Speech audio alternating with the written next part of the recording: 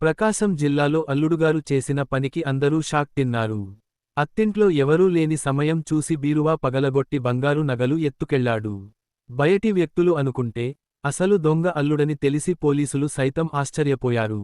అప్పుల బాధతోనే అల్లుడు ఈ దొంగతనానికి పాల్పడ్డాడని విచారణలో తేలింది. పోలీసులు నిందితుడిని అరెస్టు చేసి సొత్తును స్వాధీనం చేసుకున్నారు. తాళ్లూరు మండలం శివరాంపురం గ్రామానికి చెందిన పొదిలి బ్రహ్మయ్య ఈ దొంగతనం చేసినట్లు గుర్తించారు. బ్రహ్మయ్య మోహన్కు స్వయానా అల్లుడు. ఆటో నడుపుతూ జీవించే బ్రహ్మయ్య వ్యసనాలకు బానిసయ్యాడు. తాగుడుకు బానిసై క్రికెట్ బెట్టింగ్లలో కూడా డబ్బులు పోగొట్టుకున్నాడు. ఆటో కిస్తీ కూడా కట్టలేని పరిస్థితికి వచ్చాడు. అప్పులు కూడా పెరిగిపోయాయి.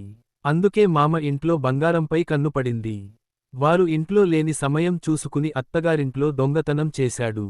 ఈ క్రమంలో సంతనూతలపాడు బస్టాండ్ కూడలిలో పోలీసులు బ్రహ్మయ్యను అరెస్టు చేశారు. దొంగిలించిన బంగారాన్ని పోలీసులు స్వాధీనం చేసుకున్నారు. ఒక్కరోజులోనే ఈ కేసులో నిందితుడ్ని అరెస్ట్ చేశారు పోలీసులు. ఈ కేసు కోసం పనిచేసిన సిబ్బందిని డీఎస్పీ అభినందించారు.